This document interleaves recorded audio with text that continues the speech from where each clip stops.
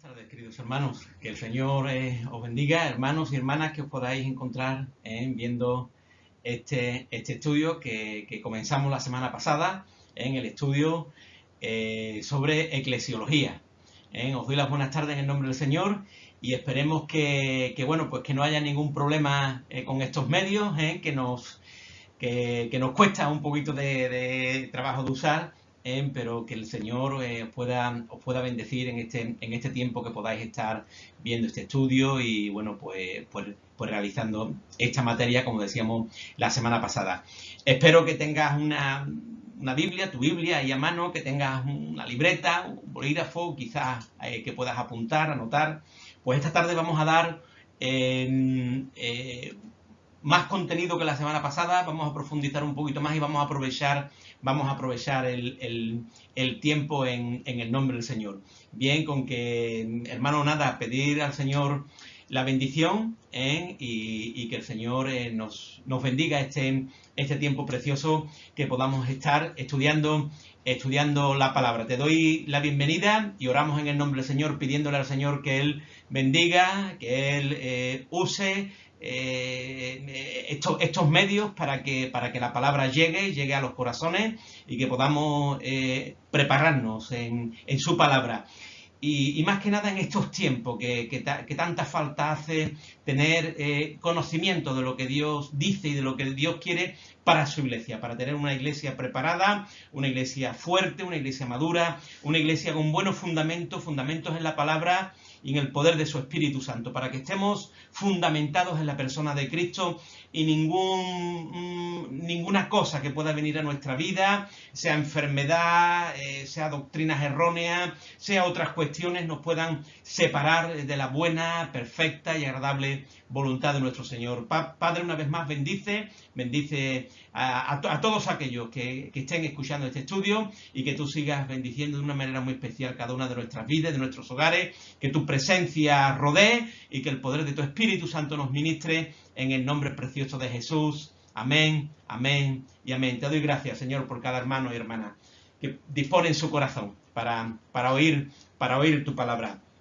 Hermanos, brevemente, un pequeño resumen. Te voy a poner las diapositivas del otro día un poquito. Ya para el próximo jueves haremos un resumen mucho más escueto, solamente título, pero hoy damos un repaso rápido porque fueron 2 o 3. Damos un repaso rápido y comenzamos el estudio para la gloria de nuestro Señor.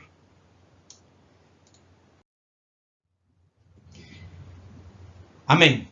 Os puse una fotito, sabéis que yo soy pastor, Miguel Muñoz, del Puerto Santa María, bien, y ahí puse una foto, bueno, pues del ministerio ahí en un culto con los hermanos. Dios quiera que volvamos a estos momentos de gloria, y de presencia, y de administración, y de lo que el Espíritu hace en medio de nuestras vidas. El contenido. Bien, esos 8 puntos, que es la eclesiología, etimología, definición y asignación dadas a la Iglesia, que no es la Iglesia, que es la Iglesia, fundación divina, ordenanza, ministerio, membresía de la Iglesia, función o propósito de la Iglesia y cualidades de un creyente. Quiero decir de que, como sabéis, es una materia muy amplia y esto nos podríamos llevar, como dijimos, meses y horas compartiendo pues temas, definiciones, y después sabéis que empiezan las raíces de un tema, de otro, que se pueden profundizar en textos, en conceptos, pero evidentemente no tenemos tiempo, tenemos solamente 4 clases. Yo voy a sintetizar mucho, habrá textos que compartamos, otros van a estar ahí para que vosotros lo podáis ver. Creo que son temas muy escuetos para aquellos que, bueno, pues que estáis más preparados y un poquito menos preparados. Aquellos que estéis más preparados, bueno, pues os recordará y os traerá a la memoria cosas que ya sabéis, y otro creo yo que son cosas importantes y esenciales para la vida de la Iglesia y para la vida de nosotros como creyentes. Sabéis que la semana pasada compartimos qué es la eclesiología, etimología, definición, y nos quedamos en asignación dadas a la Iglesia, que es lo que vamos a compartir hoy, más qué no es la Iglesia, qué es la Iglesia y la Iglesia fundación divina. Esos 3 puntos nuevos los vamos a compartir hoy. El próximo jueves dejaremos ordenanzas, ministerios y membresía dentro de la Iglesia, que es un poco también de envergadura y un poco más largo, y para el último jueves dejaremos función o propósito de la Iglesia y cualidades de un creyente, y ahí ya haremos un breve resumen. Muy bien.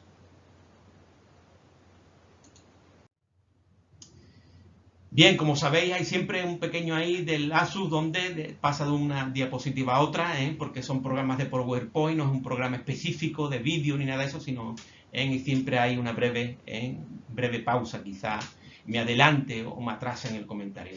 Pero bueno, ¿qué es la eclesiología? Lo vimos, es una de las materias que estudia la teología, bien que se componía de teo, Dios, logía, ciencia, y eclesiología, bueno, pues el estudio de la iglesia, eclesia, que es iglesia, ¿verdad? Y logía, ciencia. Por lo tanto, la eclesiología, el estudio de la iglesia. Esto lo estuvimos compartiendo,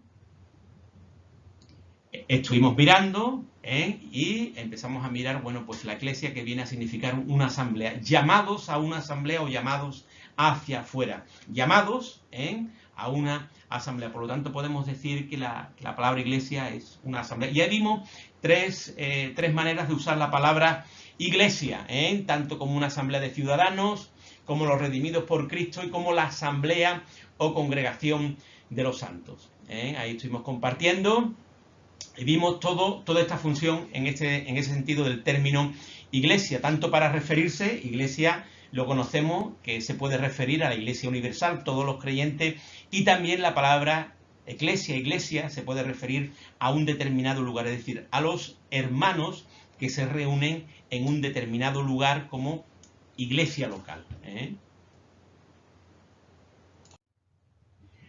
Aquí nos quedamos en esta definición, que es una definición que podríamos repetir en otros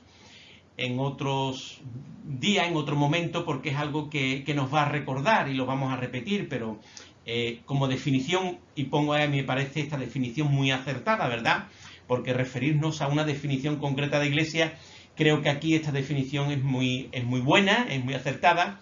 Una iglesia es una congregación de discípulos de Cristo bautizados, que les reconocen a Él como su cabeza, bien, nuestro Señor Jesucristo, que confían en su sacrificio expiatorio para la justificación delante de Dios. Estamos justificados delante de Dios por el sacrificio de Cristo, que dependen del Espíritu Santo para la santificación. Ahí tenemos esa, ¿verdad? Bautizados, Cristo, confiamos en Él, su sacrificio expiatorio nos justifica delante de Dios y que dependemos del Espíritu Santo para nuestra santificación, porque ahora es el momento donde el Espíritu Santo transforma y cambia nuestras vidas, ¿verdad? Que están unidos en la creencia del Evangelio y comprometidos a mantener sus ordenanzas y a obedecer sus preceptos, reuniéndose para el culto y cooperando para la extensión del reino de Cristo en el mundo. Creo que es una definición muy acertada y creo que la debemos de tener muy en cuenta como definición para un poco, si podemos decir, explicar qué es la iglesia, aunque la iglesia evidentemente es algo muy amplio, ¿verdad? Pero creo que resumimos en aspectos distintos donde podemos resumir la definición de iglesia. Pues muy bien, ahora vamos a ver algo nuevo que lo vamos a ver en esta siguiente diapositiva.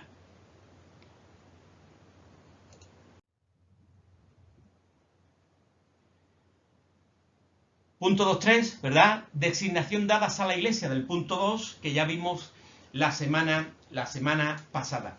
Designación dadas a la iglesia. Esto es algo que, como pongo ahí y redacto, y os dije la semana pasada que iba a ser que os iba a dar no tanta información mía, sino que quiero ser concreto y alguna cosa explicaré, evidentemente, ¿no? Pero quiero que veáis, que leáis vosotros,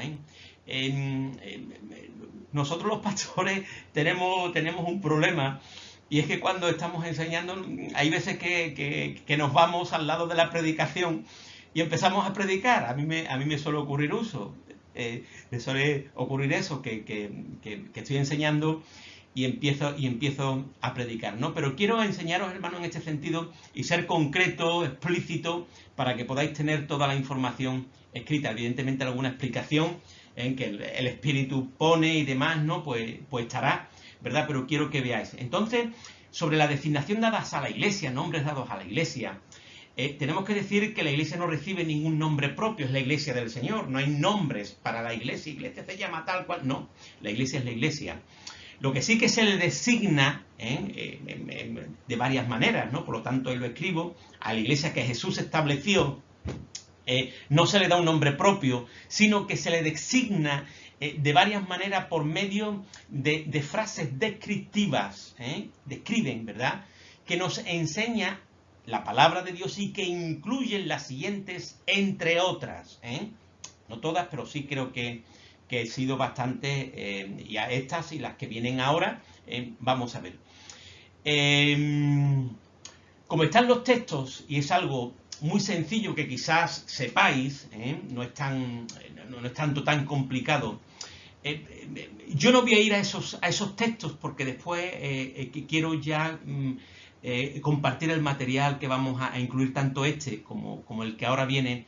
Y sí son los textos que yo quiero compartir y entrar ahí ya en la perspectiva bíblica de ver esos textos.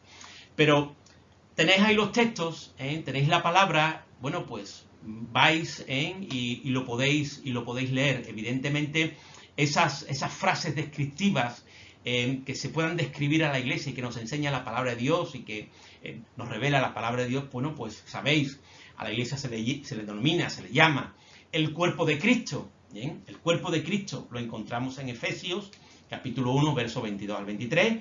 Ahí encontramos que a la iglesia se le designa el cuerpo de Cristo, pero no es un nombre para la iglesia. La iglesia se llama, no, la iglesia es la iglesia del Señor. Se le designa, ¿verdad? Se le designa de una manera, para describirla de alguna manera, como el cuerpo de Cristo, la iglesia del Señor.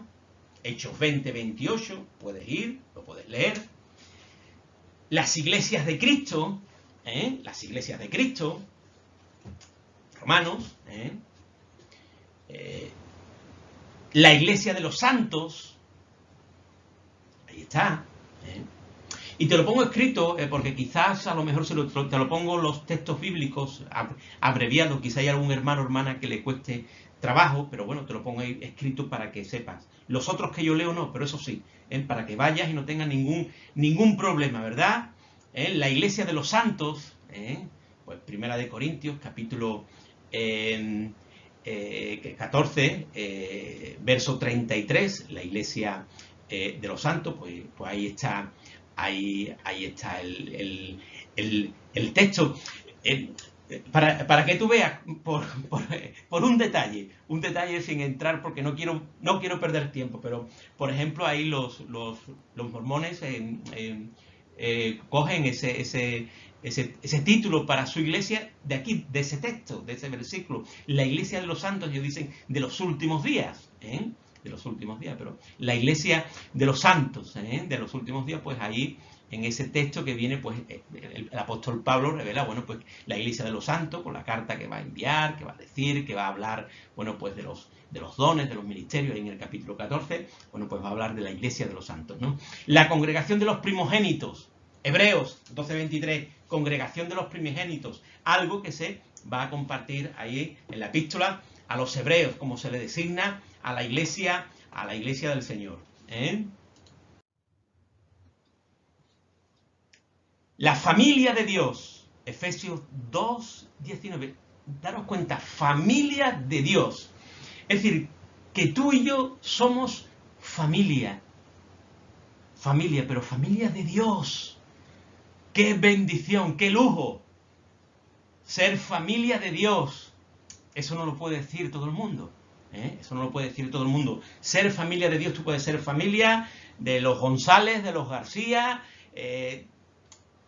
pero hay que haber reconocido a Cristo, hay que ser creyente, hay que reconocer al Señor, hay que tener el Espíritu Santo, hay que ser bañado por la sangre del Cordero, etcétera, para ser familia de Dios. Efesios 2:19, la grey de Dios, grey iglesia, ¿verdad? La grey de Dios.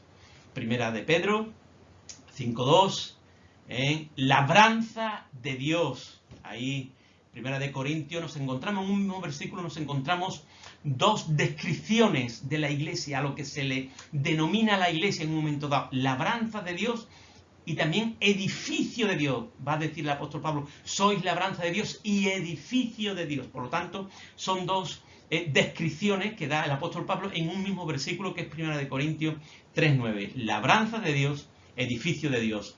Ahí nos encontramos en Gálatas la Jerusalén de arriba, con identificación a la iglesia. En Apocalipsis, la nueva Jerusalén, ¿verdad? En el capítulo ahí 21 también de la nueva Jerusalén. Verso 2, pero en el capítulo también 21, verso 9 del Apocalipsis, la esposa del Cordero, con referencia evidentemente a Cristo, ¿verdad? La esposa del Cordero. Por lo tanto, esas son descripciones que tenemos de lo que se le va a denominar o a describir, se le va a asignar, ¿verdad? Como nombres, bueno, pues a la iglesia, a la iglesia. El redil de Cristo, Juan, ¿verdad? Capítulo 10, verso 16, donde él va a hablar de él como pastor. Yo soy el buen pastor, Jesús es el buen pastor, y ahí en ese contexto pues va a hablar del redil de Cristo, identificación con la iglesia. La casa de Cristo, Hebreos. La casa de Dios, Primera de Timoteo, y también columna y baluarte en Primera de Timoteo. En esos dos versículos también nos encontramos casa de Dios, refiriéndose a la iglesia, columna y baluarte de la verdad, Primera de Timoteo 3:15. Nos encontramos esas dos descripciones en asignaciones a la iglesia, en casa de Dios, columna y baluarte de la verdad. Casa espiritual, Primera de Pedro 2:5. El templo de Dios, Primera de Corintios 3. La iglesia de Dios, Primera de Corintios capítulo 1. Queridos hermanos y hermanas, ¿os dais cuenta? La iglesia, que somos nosotros, que somos las personas, aquellos que hemos creído en Cristo, tenemos todas esas descripciones, ¿verdad? Asignaciones. Aquí, por ejemplo, en esta última, somos el redil de Cristo, la casa de Cristo, la casa de Dios, columna y baluarte de la verdad. Tú y yo, casa espiritual. Tú eres casa espiritual. Si eres iglesia del Señor, casa espiritual. Pero a mí ya, cuando llega aquí, templo de Dios, ¿sí? Habitación del Espíritu Santo. Tú y yo somos templo de Dios, la iglesia del Señor. Nos constituimos en templo de Dios, la iglesia de Dios. Aleluya. Hermanos, esto es una bendición. Esto es algo grandioso, sobrenatural, que muchas veces, yo no sé tú, pero yo, hay veces de que estoy tan limitado que hay veces que nuestra limitación humana no puede entender tanta gracia derramada de parte de nuestro Señor, ¿verdad? Y ahí, bueno, pues, templo de Dios, iglesia de Dios, asignaciones, ¿verdad?, descriptivas de la iglesia de Dios, pero sin ningún nombre propio. Por lo tanto, no hay iglesia que se le pueda llamar iglesia tal, iglesia nombre, porque no tiene nombre lo que es la palabra de Dios. Sí, asignaciones descriptivas como las que estamos compartiendo en esta tarde. Aleluya.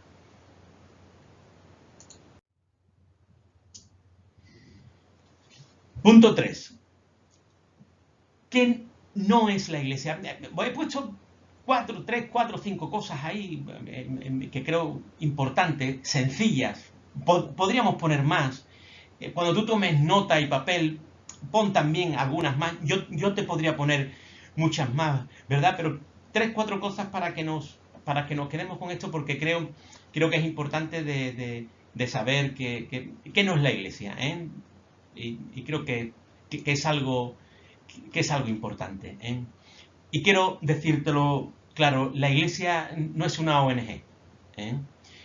Por muchos motivos y disfunciones que ahora mismo podamos tener, la iglesia no es una ONG, evidentemente. No es una asociación,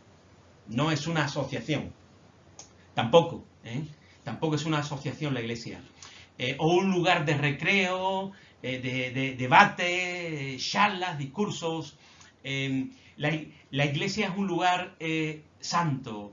La iglesia es lugar que se constituye como casa espiritual, lo hemos leído, templo de Dios, redil, columna y baluarte de la verdad. Es decir, la iglesia no es un ONG, un club de amigos, miran, un lugar de recreo, vamos, de debate, de charla, de discurso, de contienda, de confrontación. No. La iglesia no es eso. La iglesia no es eso. Que la iglesia eres tú y soy yo. Cuidado. Miramos mucho lo que decimos ahora. La iglesia no es un lugar concreto, edificio o templo de piedra. No. La iglesia, ya lo hemos leído antes en esa definición, ahora lo vamos a ver después, pero la iglesia no es un lugar concreto, no es un edificio y no es un templo de piedra. La iglesia tampoco no es una confesión de fe, de credos.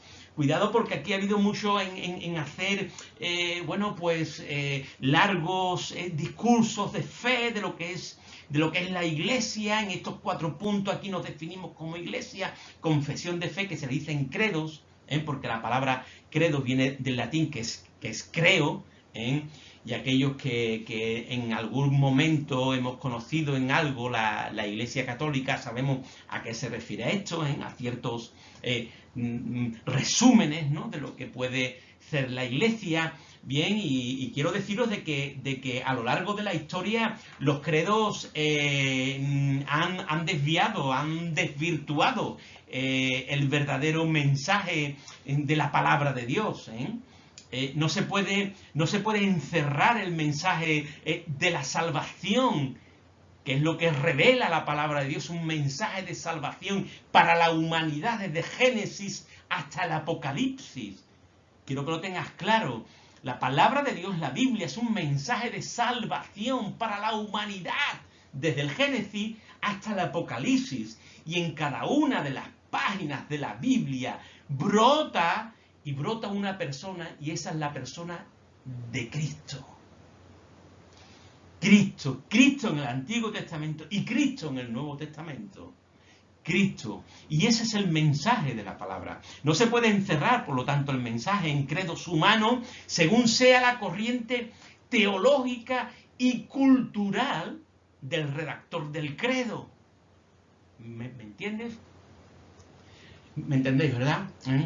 Las iglesias que han llevado, y quiero hablar un poco de historia, decirte esto de manera histórica, ¿verdad? Las iglesias que han llevado a cabo sus credos en el transcurrir de los siglos se han dado cuenta de algo importante, y es que sus miembros se han ido apartando del verdadero espíritu de la palabra de Dios y se han acomodado a una sencilla y pobre vida espiritual, viviendo sencillamente de estos credos. Por lo tanto, la iglesia no es una confesión de credos. No es una confesión de credos. Y evidentemente la iglesia no es una denominación. La iglesia no es una denominación, ¿verdad? La iglesia no es una denominación. No tiene nombre. No es una denominación. No. La iglesia es universal. La iglesia no se puede encerrar en un nombre o en una denominación, ¿verdad? La iglesia somos todos aquellos que hemos creído en Cristo como Señor y Salvador de nuestras vidas. ¿Qué no es la iglesia? Bueno, pues, mira estas 4 cosas, pero podemos apuntar algunas más, pero creo que son importantes estas 4 cosas que yo creo para un poco tenerlas ahí. Tenerlas ahí. ¿Qué es la iglesia? Bueno, pues te lo pongo rápido. ¿Qué es la iglesia? En el punto 2, ¿verdad? Hemos visto esa definición que te dije antes, la definición de iglesia: bautizados en Cristo, santificados por el Espíritu, ¿verdad? Lo hemos visto antes, pero ¿qué es la iglesia? Es un organismo vivo en plena actividad de todos sus miembros, dones y facultades. Es decir, la iglesia no es algo apagado, no es algo parado, no es algo frenado, no es algo estático, sino es un organismo ¿Por qué es un organismo? Porque es un cuerpo. Y es un cuerpo vivo en plena actividad de todos sus miembros. De la mano, del ojo, de la oreja, oídos, nariz, boca. Es decir, todos sus miembros, evidentemente influenciados por los dones que derrama el Señor y por las facultades de ese propio cuerpo. Por lo tanto, es algo vivo de cada uno de los miembros. No de una élite, no, sino de cada uno de los miembros. Es un organismo vivo, en plena actividad, de todos sus miembros. La Iglesia es el cuerpo de Cristo, lo hemos visto, y familia de Dios. Todos. La Iglesia es el conjunto de verdaderos creyentes que forman la casa del Dios viviente, columna y baluarte de la verdad. Columna y baluarte de la verdad. Y ahí te encuentras el texto, Primera de Timoteo, que quiero ir porque dije que íbamos a ver estos textos. Este texto quiero verlo ahora. Primera de Timoteo 3, verso 15.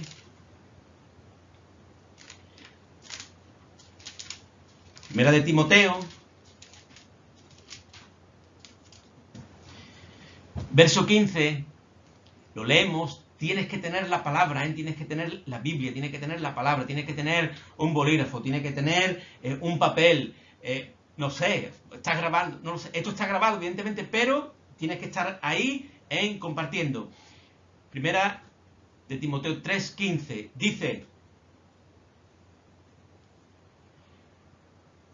esto te escribo, verso 14, aunque tengo la esperanza de ir pronto a verte, para que si tardo sepas cómo debes conducirte en la casa de Dios, es decir, en la casa de Dios, que es la iglesia, que es la iglesia del Dios viviente, columna y baluarte de la verdad, columna y baluarte de la verdad. Es decir, columna y baluarte de la verdad. ¿Qué es la iglesia? Columna y baluarte de la verdad. Columna sostiene la verdad del Evangelio. Sostiene. Baluarte defiende. El baluarte es algo que se usaba en las murallas, cuando se edificaban para la defensa de los ataques del enemigo. Una especie de unos baluartes, unas esquinas, que era para poder defender mejor la muralla. Por lo tanto, defender la verdad. Columna y baluarte de la verdad. Sostén para que no se pierda, para que no se diluya. Sostén de la verdad. Baluarte de la verdad. Esa es la iglesia. Sostén y defensa de la verdad del Evangelio. La iglesia es templo del Espíritu Santo. Iglesia, templo del Espíritu Santo, 1 Corintios 3, 16, 6, 19. Que ahí están los textos. Por lo tanto, queridos hermanos, tenemos que ver qué es la iglesia, ¿verdad? ¿Qué es la iglesia? Pues ahí tenemos algunas cosas más. La iglesia es la responsable, la iglesia es la responsable de extender y exponer el mensaje del Evangelio y de atender en todas sus necesidades a los pecadores. La iglesia es la responsable de extender y exponer el mensaje del Evangelio y de atender en todas sus necesidades a los pecadores. ¿Qué decir con esto, queridos hermanos? Qué bueno que podamos decir que atendemos y que podamos atender en todas sus necesidades a los pecadores. Hemos dicho que la iglesia no es una ONG, no es una asociación, pero cuidado, la iglesia tiene que extender, exponer y atender. Exponer la palabra, extender la palabra y atender a los necesitados en todas sus necesidades. evidentemente a los de la fe, como dice la palabra en primer lugar, pero dice también a los pecadores, atender en todas sus necesidades a los pecadores. La iglesia tiene que estar abierta, tiene que tener las manos extendidas, los brazos abiertos, evidentemente atender de manera espiritual, para que aquel que llega a la iglesia sea un lugar de paz, un lugar de esperanza, un lugar de socorro, un lugar de apoyo, de un hombro donde se pueda apoyar, donde puedan estar los dolidos, un lugar de sanidad, un lugar terapéutico, un lugar donde se llegue y se sanen las heridas del alma. Amén, de salvación, que se encuentre salvación, lo más importante, pero de ayudar en todas las necesidades, ayudar a las familias, a los matrimonios, a los hijos, atender a los jóvenes. Pero aparte también necesidades. Están las espirituales, pero están las físicas. La iglesia también tiene que estar, evidentemente. No confundamos esto con no, como no somos una, no somos una ONG. No confundamos, no somos una ONG. Pero sí la iglesia, como iglesia, tiene que tener un corazón de atención. De atención. Y lo debemos de tener y de hacer. Tiene que haber en nosotros esa disposición para atender cualquier tipo de necesidad que haya en medio de la iglesia, tanto a nivel social, a nivel familiar, de alimentos, de cuidados, de lo que haga falta. Ahí tiene que estar la iglesia para la gloria del Señor. Por encima de todas las cosas, de sostén, de socorro, ¿verdad? De paz, de esperanza, de sanidad, pero también evidente de atención social, de atención social. La iglesia son personas, todos los creyentes alrededor del mundo, y también son iglesias los creyentes de una localidad concreta. La iglesia son personas que creen en Jesucristo como su Señor y Salvador personal y creen con obediencia en la Biblia, que es la palabra de Dios como su única forma de vida. Quiero deciros, hermanos, que la iglesia, gafas para ver bien, ¿verdad? Algunos usamos, pero nosotros para ver bien nos tenemos que poner la palabra, las gafas, y todo mirarlo a través del filtro de la palabra para tener una mente renovada, una mente restaurada, y que nuestra vida sea una vida amoldada, no al mundo, ni a las cosas del mundo, ni a la ética del mundo, sino a los valores y los principios de la palabra de Dios. La iglesia vive conforme a la palabra de Dios. Única forma de vida. Como dijo aquel, sola escritura. La escritura infalible, que no cambia y que toda ella es verdad. Yo creo en la infalibilidad de la palabra. No cambia, es inmutable. Yo creo en que la palabra de Dios, la Biblia, desde el Génesis hasta Apocalipsis, es palabra santa e inspiradora de nuestro Dios precioso. Aleluya. Gloria a Dios. Amén. Qué bueno. Bien. Este es el quinto punto. Espero acabar. Ya me doy cuenta que ya prácticamente llevamos ya media hora larga. Pero quiero acabar este punto. Lo quiero acabar hoy, que es el punto. Y es algo importante. Bien, quiero que te quedes con esto porque este punto va a ser algo importante y de detalles muy, muy bíblico, con principio y con teología y con enseñanza. La iglesia es fundación divina. Quinto punto, la iglesia es fundación divina. Y te pongo en paréntesis, interviene la Trinidad. Interviene la Trinidad. En lo que es la fundación de la propia iglesia, interviene la Trinidad. El primer punto, 5.1, el Padre, Dios el Padre nos elige, escoge, que es sinónimo, elegir, escoger. Hay Biblia según la versión que tú te encuentras la palabra elegir o escoger, ¿verdad? Y nos llama, el Padre nos elige, escoge y nos llama, ¿verdad? Eso es lo que podemos ver con referencia a este punto. La iglesia es fundación divina e interviene en la Trinidad. El Padre, bien, como principal ahí vemos a Dios Padre para para quien su pueblo era su elegido. Quiero que tengas la Biblia porque vamos a ver estos textos. Todos estos textos que lo tenemos aquí, lo vamos a ver porque son textos importantes y no quiero que se vayan. Pero lo movemos rápido la palabra. Isaías 45:4, quiero que vengas conmigo, yo tengo aquí, ¿verdad?, mi palabra en un atril, y leemos Isaías capítulo 45, que dice en el versículo 4, por amor de mi siervo Jacob y de Israel mi escogido. Israel era su elegido, su escogido, dice, te llamé por tu nombre, te puse sobrenombre, aunque no me conociste. Es decir, ya Dios elige, ¿verdad?, escoge. Y quiero que vaya porque esto es consecuente, esto hay una secuencia, una secuencia. Padre, Dios, elige, sella, elige su pueblo, sus escogidos, sella y envía a su Hijo Jesucristo. Envía a su Hijo Jesucristo. Juan, ahí vamos a ver varios textos. Juan capítulo 3,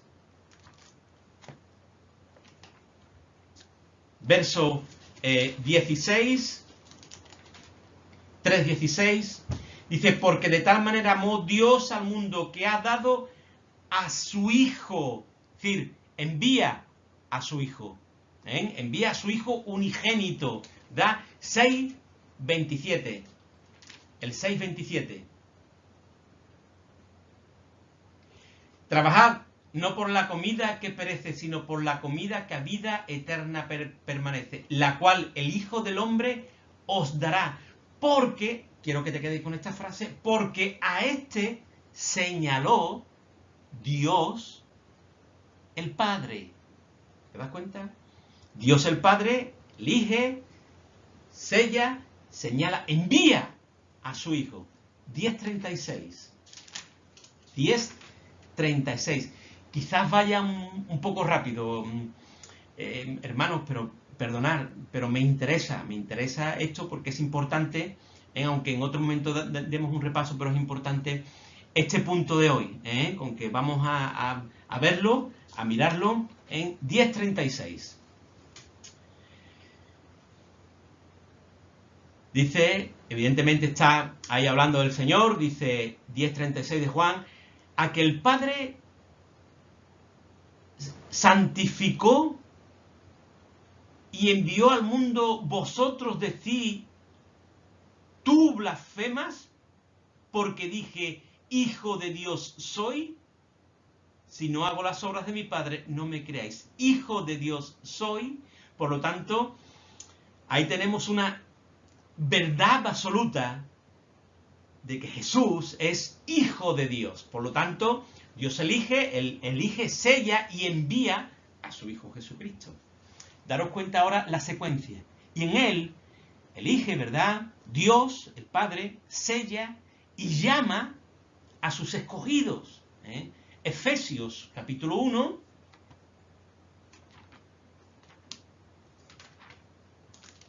Efesios capítulo 1. Vamos a mirar la palabra. La palabra es importante. Es nuestro libro de texto. La palabra es nuestro libro de texto. Él nos enseña.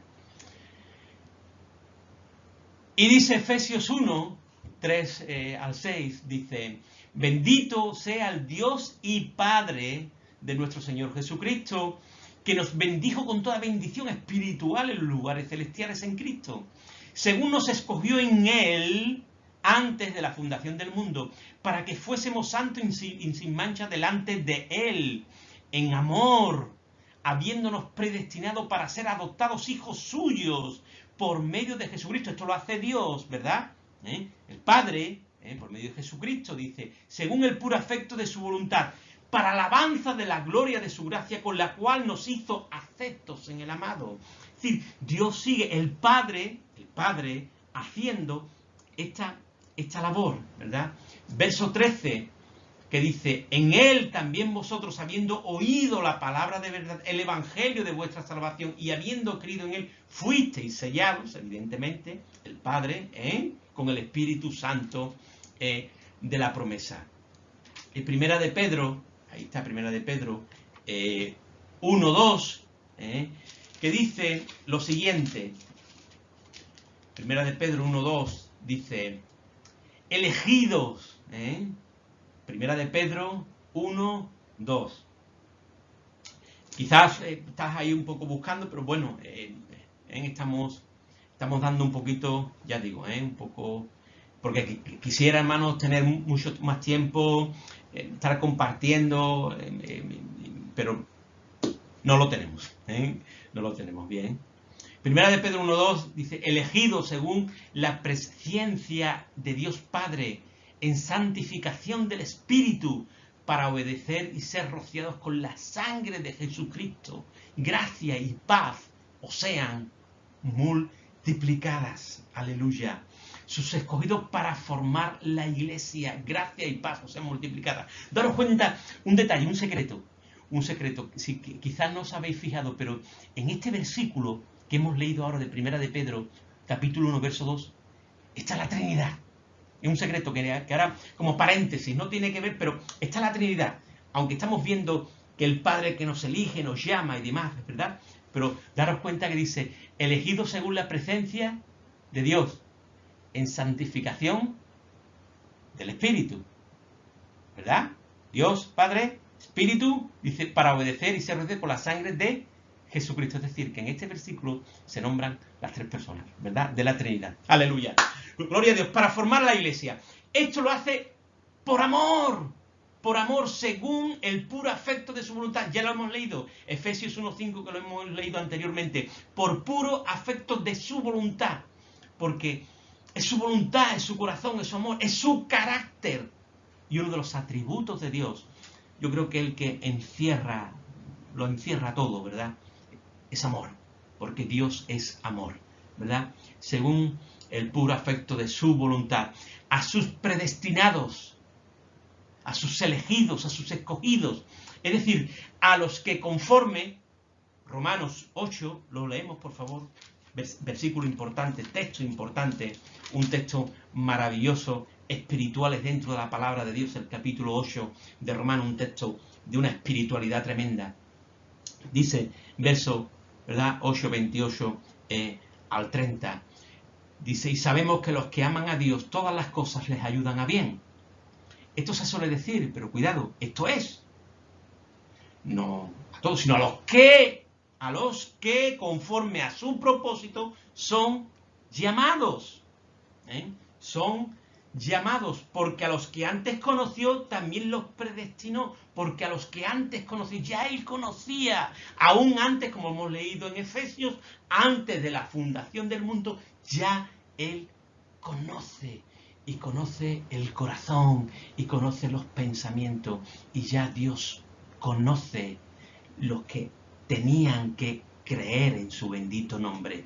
Por eso la iglesia, ahí está la última frase, por eso la iglesia es linaje escogido, real sacerdocio, nación santa, como dice el texto de Primera de Pedro 2:9, pueblo adquirido por Dios, aleluya. Pueblo adquirido por Dios. Bendito sea el Señor y bendita sea su divina presencia. Bendito sea el Señor, hermanos, aleluya. El Padre, vemos ahí, ¿verdad? Que interviene la Trinidad. Vemos en este primer lugar al Padre.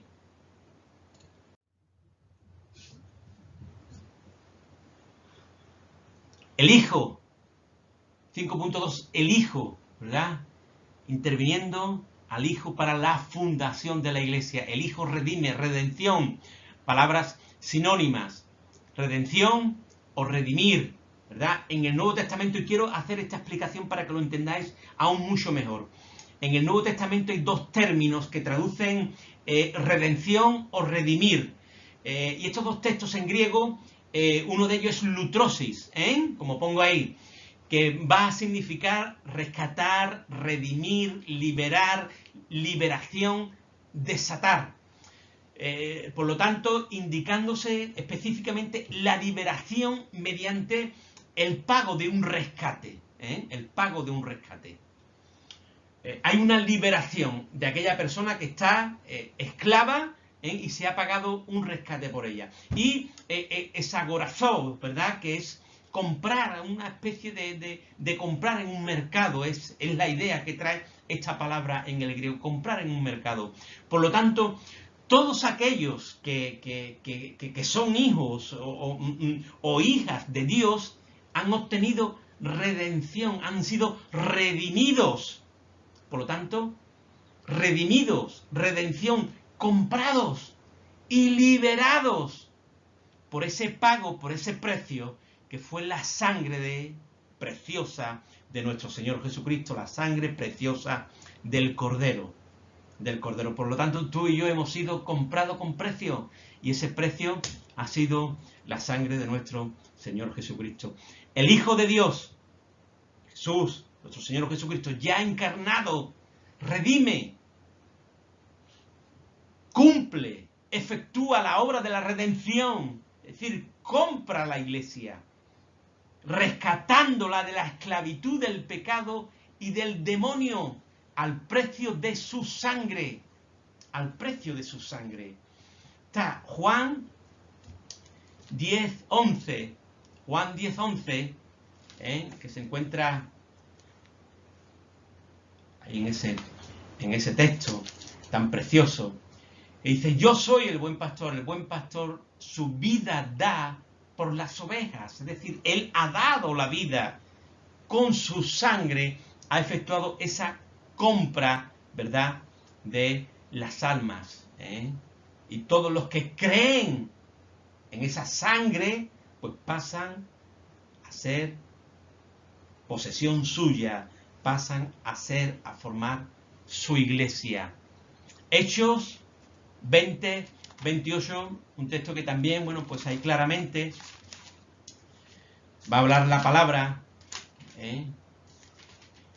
que dice, capítulo 20, de Hechos de los Apóstoles, verso 28. ¿Estás ahí? Lo leemos. Dice: por tanto, mirad por vosotros y por todo el rebaño que el Espíritu Santo os ha puesto por obispos, para apacentar la iglesia, texto importante, Hechos 20:28, para apacentar la iglesia del Señor, la cual Él ganó por su propia sangre. Esto maravilloso, muy espiritual, muy sobrenatural, que nos va a indicar lo que el Señor hizo por nuestra vida, ¿verdad?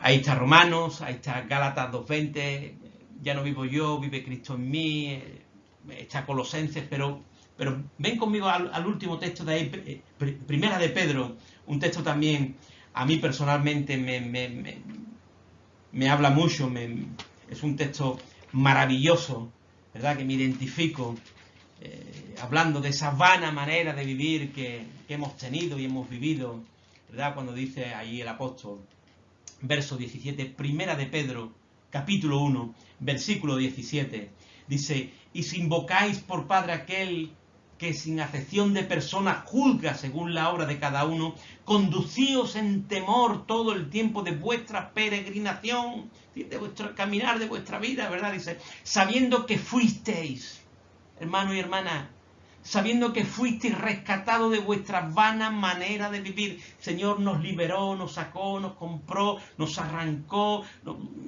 nos sacó de esa vana manera de vivir donde vivíamos, dice, la cual recibisteis de vuestros padres. Ya no traíamos, ¿verdad?, por esa forma de vida, ¿verdad? Dice, no con cosas corruptibles como oro o plata. El texto dice, sabiendo que fuisteis rescatado, dice, no con cosas corruptibles como oro o plata, sino con la sangre preciosa de Cristo, como de un cordero sin mancha y sin contaminación, ya destinado desde antes de la fundación del mundo, etcétera, etcétera, etcétera.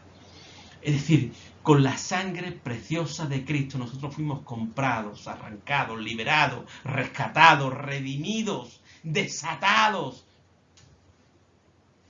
El Señor compró tu vida y compró mi vida. Y quiero decirte algo. Si ya el Señor te compró, ya le perteneces a Él. no te perteneces a ti. No eres dueño de ti mismo, de ti misma. No somos dueños de nosotros. El Señor es nuestro dueño. Que de eso se trata. Y oremos, hermanos y hermanas, para que el Espíritu Santo nos traiga esta revelación a nuestra mente y de una manera espiritual la podamos vivir. Señor, ya yo no soy el dueño de mi vida. El dueño de mi vida eres tú, porque me has comprado, te pertenezco, tú eres mi dueño. Aleluya. Gloria a Dios. Ahí quiero acabar. Ya vamos a hacer hoy cerca de 1 hora. Yo creo que no habrá problema con el vídeo. No lo sé, queridos hermanos. A ver, ya después cuando lo edite, en fin, ya veremos. Pero quiero acabar. Quiero acabar porque son las 3 personas que intervienen, ¿verdad?, en la fundación de la iglesia, que es algo divino.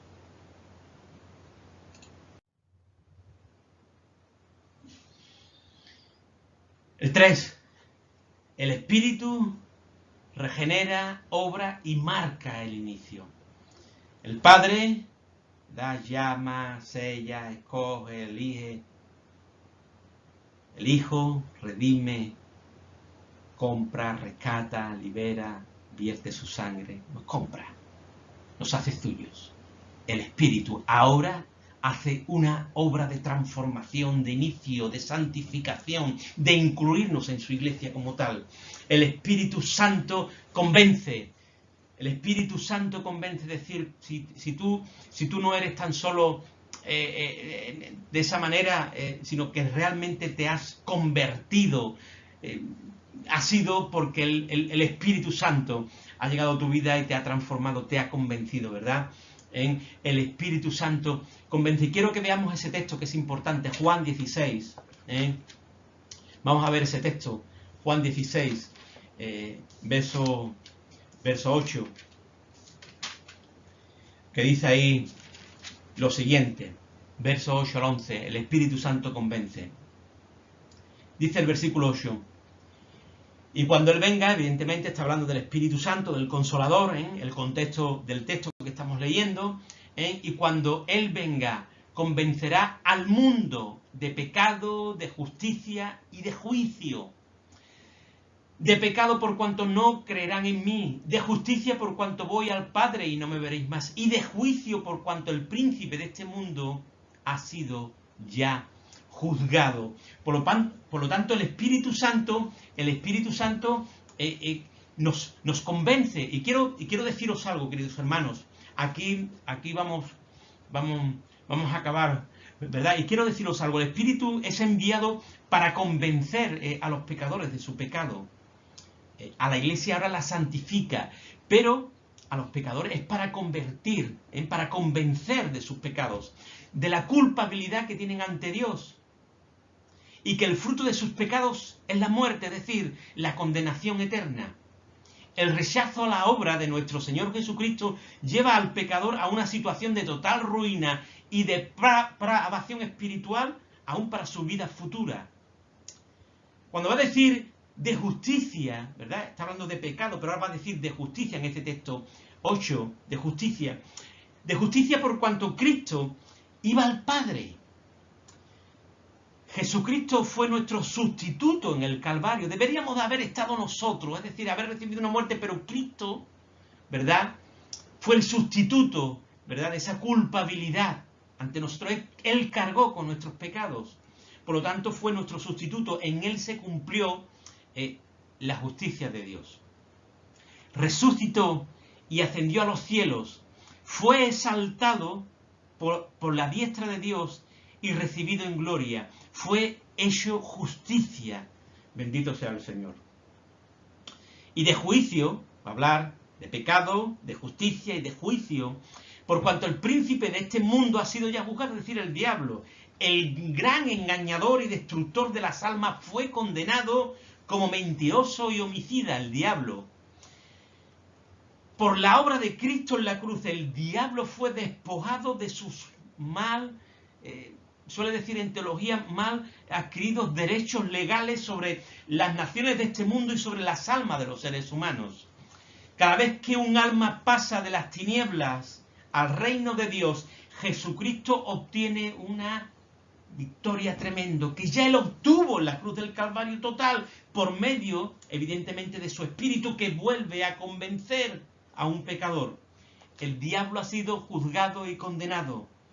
Y en este juicio se demuestra el poder eterno y glorioso y poderoso de nuestro Señor Jesucristo, que obtuvo una gran victoria porque resucitó de la tumba y ascendió al cielo y allí está sentado a la diestra de Dios.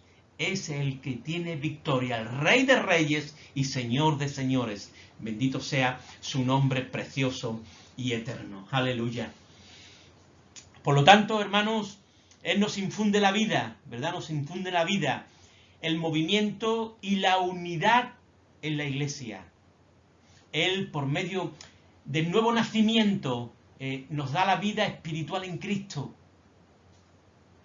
Juan 3:3, ese nuevo nacimiento que podemos ver aquí, ya que estamos en Juan, por favor, léelo. Sabéis el texto de Nicodemo, de ese nacimiento, ¿verdad?, del Espíritu.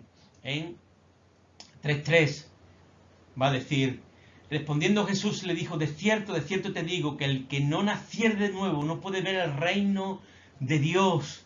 Ahí le va a decir, versículos también del 5 al 8, va a hablarle de ese nuevo nacimiento. Tenemos que nacer de nuevo, tenemos que nacer del Espíritu, ¿verdad? Efesios 2:1, que nos habla ahí de esa mal y vana manera de vivir cuando Él os dio vida a vosotros cuando estabais muertos en vuestros delitos y pecados. Por lo tanto, nos da la vida espiritual en Cristo. Esto también lleva una secuencia, si observáis.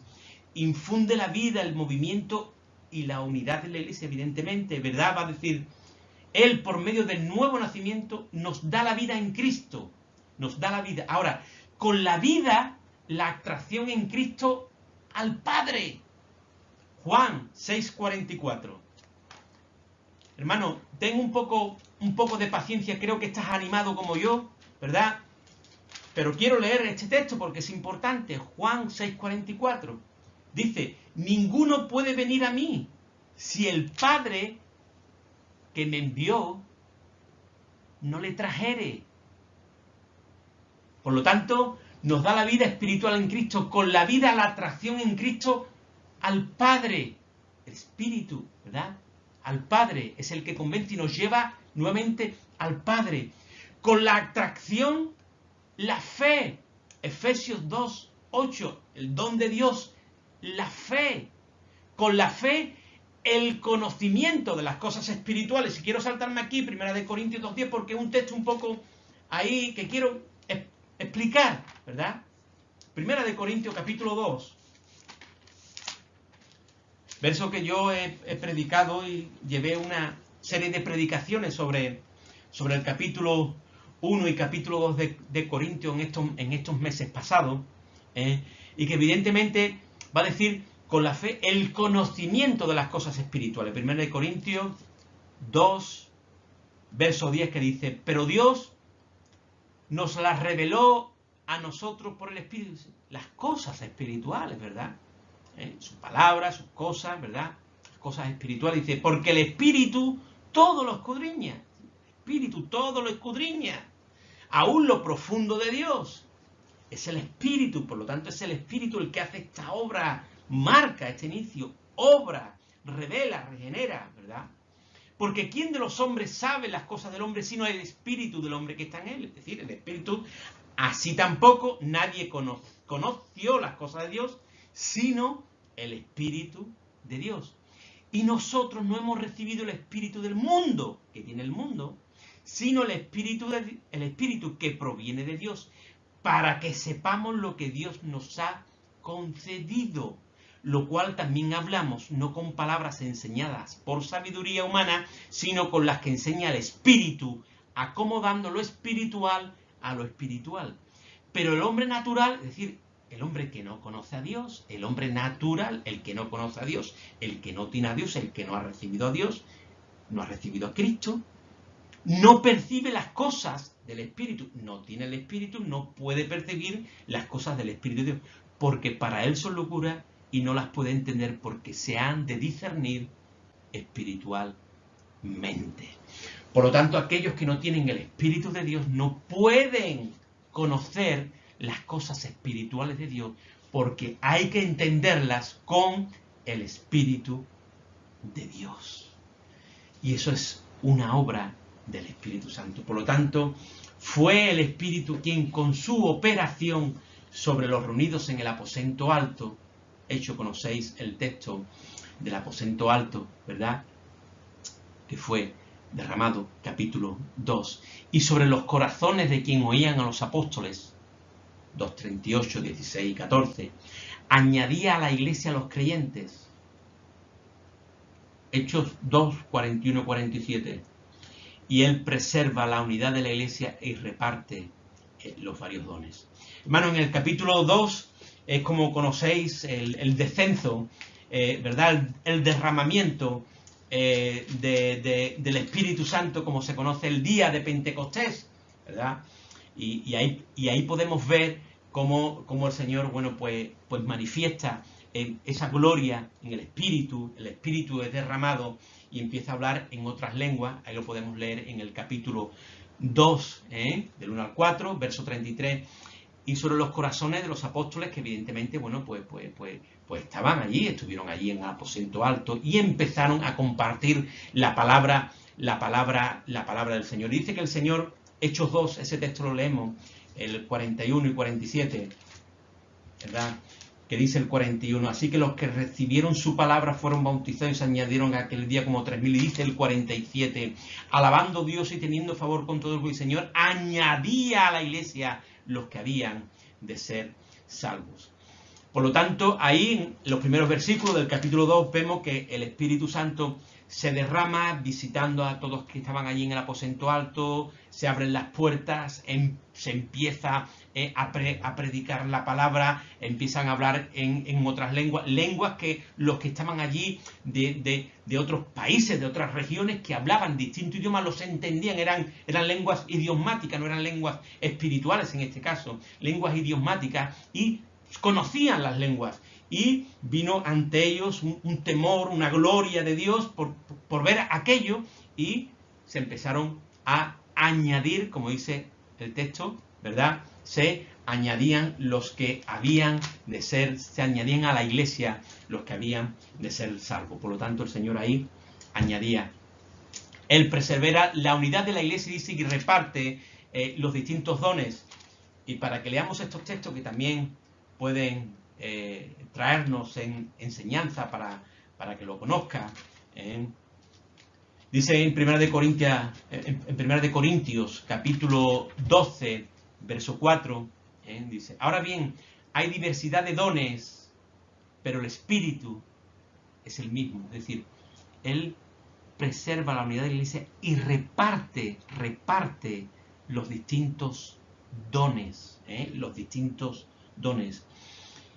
Y bueno, tenemos que decir que todavía están en medio de su iglesia, para la eficacia y eficiencia de su iglesia. El Señor sigue repartiendo dones y ministerios para que su iglesia siga trabajando en el poder del Espíritu, y no en el poder de la sabiduría humana, sino en el poder de su Espíritu. El Señor sigue repartiendo dones, ministerios. El Señor sigue levantando y sigue capacitando y sigue llevándose la gloria sobre todas las cosas. En Efesios 4, ahí ese texto que también conocéis, habla ahí, bueno, pues dice el 3, dice, solícitos en guardar la unidad del Espíritu en el vínculo de la paz, ¿verdad? El Espíritu crea la unidad, preserva la unidad, el Espíritu crea la unidad, un cuerpo y un espíritu, como fuiste también llamados en una misma mente, ¿verdad? Verso 7, dice, pero a cada uno de nosotros fue dada la gracia conforme a la medida del don de Cristo. Por lo tanto, tenemos esto como forma, ¿verdad?, de que el Espíritu, bueno, pues también interviene de una manera clara, sobrenatural, en la fundación de la Iglesia. Obra y marca el inicio. Acabando rápidamente, hermanos, la Iglesia, este La iglesia es llevada en el corazón de Dios y profetizada por Cristo. Acabamos aquí, hermanos, en Mateo 16. Estoy viendo que estoy corriendo mucho, lo siento, me da una tristeza enorme, hermanos, por no tener más tiempo. Pero verso 16 de Mateo, capítulo 16, verso 18, ahí está esa profecía, ¿verdad? De Cristo. Dice, que todos conocéis y alguna y otra vez hemos oído, hemos leído. Dice, y yo también te digo, está hablando con Pedro, con el apóstol, dice, que tú eres Pedro y sobre esta roca edificaré mi iglesia y las puertas del Hades no prevalecerán contra ella. Es decir, el Señor profetiza que va a levantar su iglesia, por lo tanto, aquí vemos esa profecía de Cristo, que iba a levantar su iglesia.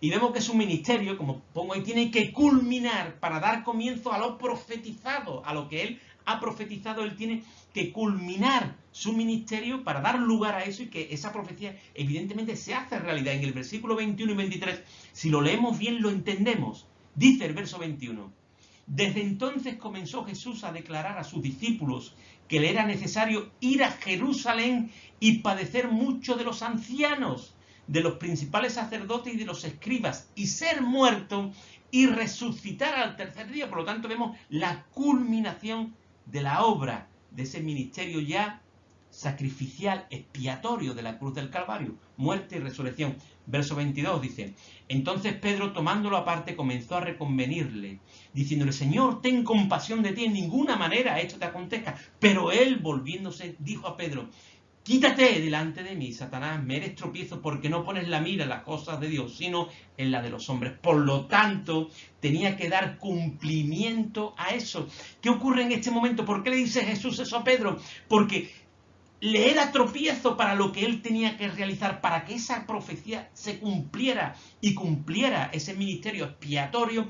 Pedro ahí estaba un poco diciéndole piedra de tropiezo, por eso le va a decir eso, quítate delante de mí porque tengo que llevar a cabo la obra cumbre y llegar al Padre y decirle, Padre, consumado es, y haber declarado que la obra del Calvario había sido totalmente realizada y llevada a cabo.